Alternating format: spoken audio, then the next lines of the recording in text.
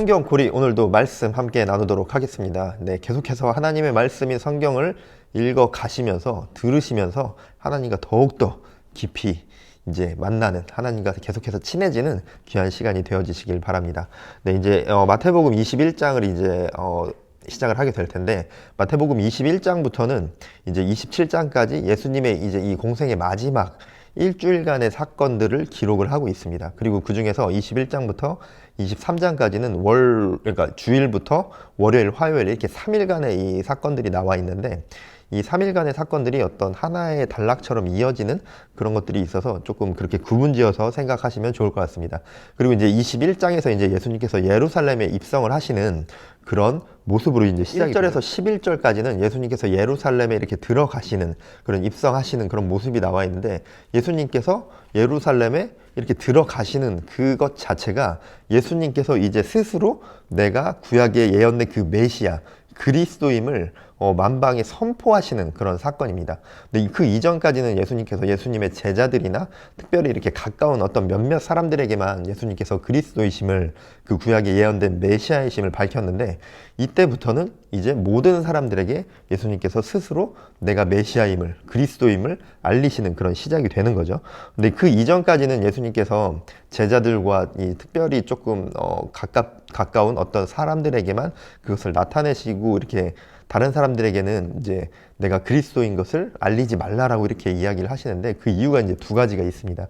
이렇게 이제 공생의 사역을 마치시기 전까지 예수님께서 계속해서 그 복음을 전하시고 목자 잃은 양들을 계속해서 치유하시고 다스리시는 그런 공생의 사역을 하셔야 했기 때문에 예수님께서 그것을 숨긴 것이고, 또 한 가지는 예수님께서 이제 십자가에 달리시고 부활 승천하시면 이 땅에 남아서 복음을 전해야 하는 그 제자들을 양육하기 위해서 예수님께서 이 전까지는 스스로 이렇게 그리스도임을, 구약의 메시아임을 밝히 보이시지 않았던 거죠.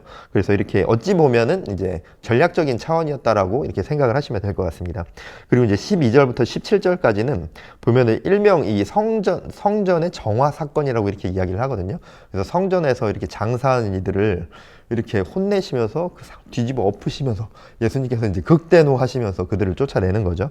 그래서 이제 성전 정화하는, 그런 성전을 하나님께 예배드려야 하는, 하나님을 만나야 하는 그 성전을 깨끗이 하는 그 성전 정화 사건이 기록되어 있습니다. 18절에서 22절은 무화과 나무를 저주하시는 그런 사건이 기록이 되어 있죠. 열매 맺지 못하는 그 무화과 나무를 예수님께서 저주하시는 그런 사건이 나와 있습니다.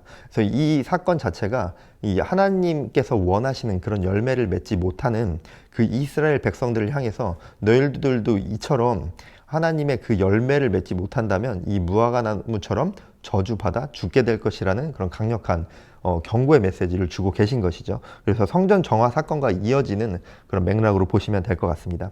그리고 21장 23절에서 내일 보게 될 22장 14절까지는 이렇게 하나의 이 메시지인 거거든요. 그래서 이제 세 단락으로 구분이 되어 있는데, 예수님께서 성전 정화 사건을 하셨던 그것과 그리고 성전에서 백성들을 가르치는 그 모습을 보면서 이 대제사장들과 장로들이 너가 어떤 그런 자격과 권리로, 권세로 그런 일을 하느냐라고 이렇게 예수님께 문제를 삼고 있죠. 그래서 예수님께서 이에 대해서 세례 요한의 권세에 대해서 이렇게 오히려 반문을 하시게 되죠.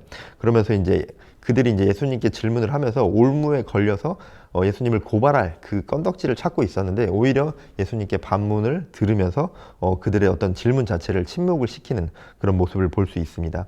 근데 이 세 가지 비유들이 이제 그러면서 이제 예수님께서 비유로 말씀을 하시는데, 이제 그들의 완악성을 지적하는 그런 내용들이 이렇게 세 가지 비유에 담겨져 있습니다.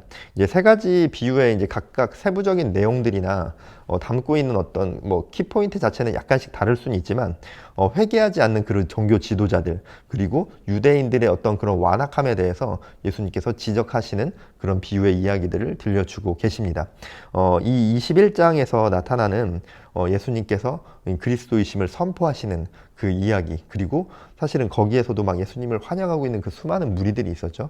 결국 그들이 마지막에는 예수님을 못 받고 침뱉고 예수님께 돌을 던지는 사람들로 변모하게 되는 그런 모습을 볼 수 있는데, 사실 여기에 나오는 이 바리새인들이나 계속해서 예수님을 공격하는 이들도 계속 예수님과의 대화 가운데서 처음에는 정말 예수님을 그렇게 바라볼 수 있겠지만, 예수님께 말씀해 주시는 그 진리의 말씀들을 들으면서 그들도 이제 들을 귀가 있다면 깨달아야 하는데 계속해서 깨닫지 못하는 거죠.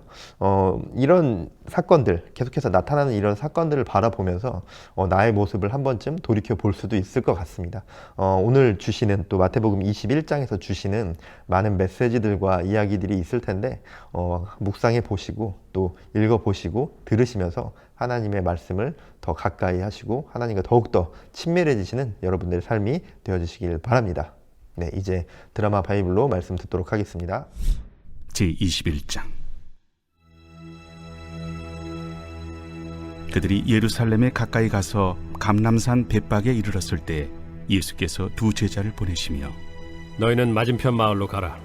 그리하면 곧 매인 나귀와 나귀 새끼가 함께 있는 것을 보리니 풀어 내게로 끌고 오라. 만일 누가 무슨 말을 하거든 주가 쓰시겠다 하라. 그리하면 즉시 보내리라. 이는 선지자를 통하여 하신 말씀을 이루려 하심이라. 시온 딸에게 이르기를 내 왕이 내게 임하나니 그는 겸손하여 나귀 곧 멍에 매는 짐승의 새끼를 닫도다 하라. 제자들이 가서 예수께서 명하신 대로 하여 나귀와 나귀 새끼를 끌고 와서 자기들의 겉옷을 그 위에 얹음에 예수께서 그 위에 타시니 무리의 대다수는 그들의 겉옷을 길에 펴고 다른 이들은 나뭇가지를 베어 길에 펴고 앞에서 가고 뒤에서 따르는 무리가 소리 높여 이르되 호산나 다윗의 자손이여 찬송하리로다. 주의 이름으로 오시는 이여 가장 높은 곳에서 호산나. 예수께서 예루살렘에 들어가시니 온 성이 소동하여 이는 누구냐? 갈릴리 나사렛에서 나온 선지자 예수라. 예수께서 성전에 들어가사 성전 안에서 매매하는 모든 사람들을 내쫓으시며 돈 바꾸는 사람들의 상과 비둘기 파는 사람들의 의자를 둘러엎으시고 그들에게 이르시되 기록된 바 내 집은 기도하는 집이라 일컬음을 받으리라 하였거늘 너희는 강도의 소굴을 만드는도다.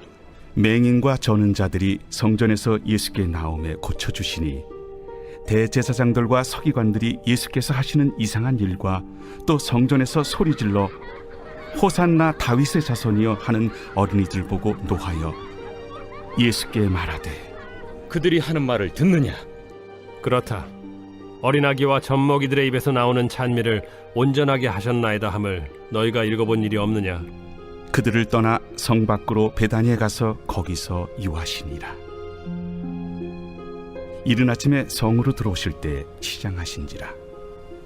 길가에서 한 무화과 나무를 보시고 그리로 가사 잎사귀 밖에 아무것도 찾지 못하시고 나무에게 이르시되 이제부터 영원토록 네가 열매를 맺지 못하리라. 무화과 나무가 곧 마른지라. 제자들이 보고 이상히 여겨 무화과 나무가 어찌하여 곧 말랐나이까? 내가 진실로 너희에게 이르노니 만일 너희가 믿음이 있고 의심하지 아니하면 이 무화과 나무에게 된 이런 일만 할 뿐 아니라 이 산더러 들려 바다에 던져지라 하여도 될 것이요 너희가 기도할 때 무엇이든지 믿고 구하는 것은 다 받으리라. 예수께서 성전에 들어가 가르치실세 대제사장들과 백성의 장로들이 나와 네가 무슨 권위로 이런 일을 하느냐? 또 누가 이 권위를 주었느냐? 나도 한 말을 너희에게 물으리니 너희가 대답하면 나도 무슨 권위로 이런 일을 하는지 이르리라. 요한의 세례가 어디로부터 왔느냐? 하늘로부터냐 사람으로부터냐? 그들이 서로 의논하여 이르되 만일 하늘로부터라 하면 어찌하여 그를 믿지 아니하였느냐 할 것이요. 만일 사람으로부터라 하면 모든 사람이 요한을 선지자로 여기니 백성이 무섭다. 우리가 알지 못하노라. 나도 무슨 권위로 이런 일을 하는지 너희에게 이르지 아니하리라. 그러나 너희 생각에는 어떠하냐? 어떤 사람에게 두 아들이 있는데 맏아들에게 가서 이르되 예 오늘 포도원에 가서 일하라 하니 대답하여 이르되 아버지 가겠나이다 하더니 가지 아니하고 둘째 아들에게 가서 또 그와 같이 말하니 대답하여 이르되 실소이다 하였다가 그 후에 뉘우치고 갔으니 그 둘 중에 누가 아버지의 뜻대로 하였느냐? 둘째 아들이니이다. 내가 진실로 너희에게 이르노니 세리들과 창녀들이 너희보다 먼저 하나님의 나라에 들어가리라. 요한이 의의 도로 너희에게 왔거늘 너희는 그를 믿지 아니하였으되 세리와 창녀는 믿었으며 너희는 이것을 보고도 끝내 뉘우쳐 믿지 아니하였도다. 다른 한 비유를 들으라. 한 집 주인이 포도원을 만들어 산 울타리로 두르고 거기에 즙자는 틀을 만들고 망대를 짓고 농부들에게 세로 주고 타국에 갔더니 열매 거둘 때가 가까움에 그 열매를 받으려고 자기 종들을 농부들에게 보내니 농부들이 종들을 잡아 하나는 심히 때리고 하나는 죽이고 하나는 돌로 쳤거늘 다시 다른 종들을 처음보다 많이 보내니 그들에게도 그렇게 하였는지라. 후에 자기 아들을 보내며 이르되 그들이 내 아들은 존대하리라 하였더니 농부들이 그 아들을 보고 서로 말하되 이는 상속자니 자 죽이고 그의 유산을 차지하자 하고 이에 잡아 포도원 밖에 내쫓아 죽였느니라. 그러면 포도원 주인이 올 때 그 농부들을 어떻게 하겠느냐? 그 악한 자들을 진멸하고 포도원은 제때 열매를 바칠 만한 다른 농부들에게 새로 줄지니이다. 너희가 성경에 건축자들이 버린 돌이 모퉁이의 머릿돌이 되었나니 이것은 주로 말미암아 된 것이요 우리 눈에 기이하도다 함을 읽어본 일이 없느냐? 그러므로 내가 너희에게 이르노니 하나님의 나라를 너희는 빼앗기고 그 나라의 열매 맺는 백성이 받으리라. 이 돌 위에 떨어지는 자는 깨지겠고 이 돌이 사람 위에 떨어지면 그를 가루로 만들어 흩으리라. 대제사장들과 바리새인들이 예수의 비유를 듣고 자기들을 가리켜 말씀하심인 줄을 알고 잡고자 하나 무리를 무서워하니 이는 그들이 예수를 선지자로 알미었더라.